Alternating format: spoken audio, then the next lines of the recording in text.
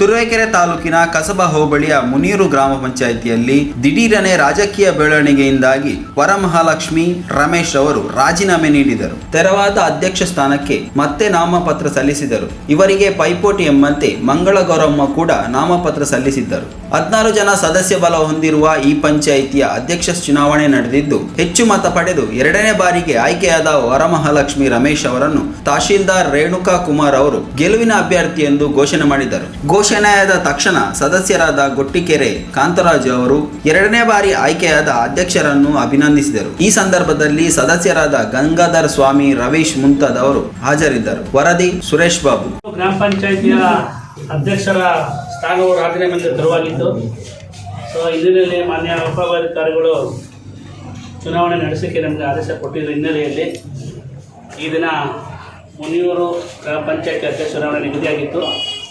ನಿಗದಿಯಂತೆ ಎಲ್ಲ ಸದಸ್ಯರು 15 ಸದಸ್ಯರು ಹಾಜರಾಗಿದ್ದು 1 ಸದಸ್ಯರು ಗೈರುಹಾಜರಾಗಿದ್ದಾರೆ. ಸೊ ಚುನಾವಣೆ ಪ್ರಕ್ರಿಯೆ ಮುಗಿಸಿ ಈ ಥರ ಮಂಗಳ ಗೌರಮ್ಮ ಮತ್ತು ವರಮಹಾಲಕ್ಷ್ಮಮ್ಮ ಅವರು ಕಣದಲ್ಲಿದ್ದರು. ಸೊ ಫಲಿತಾಂಶ ಹೀಗಿದೆ. ಮಂಗಳ ಗೌರಮ್ಮ 7 ಮತಗಳನ್ನು ಪಡೆದಿದ್ದಾರೆ. ವರಮಹಾಲಕ್ಷ್ಮಮ್ಮ ಅವರು 8 ಮತಗಳನ್ನು ಪಡೆದಿದ್ದಾರೆ.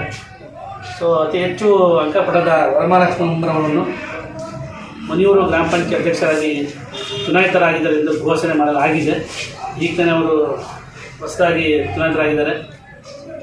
ಸಾರ್ವಜನಿಕ ಕೆಲಸ, ರೈತ ಬಾಂಧವರ ಕೆಲಸ, ಗ್ರಾಮ ಪಂಚಾಯಿತಿಯ ಒಂದು ಅಭಿವೃದ್ಧಿ ಕೆಲಸವನ್ನು ಮಾಡುವ ಶಕ್ತಿಯನ್ನು ದೇವತೆ ಚಾಮುಂಡೇಶ್ವರಿ ಅವರು ಕರುಣಿಸ್ತಾರೆ. ಎಲ್ಲ ಶುಭವಾಗಲಿ ಅಂತ ಥ್ಯಾಂಕ್ ಯು.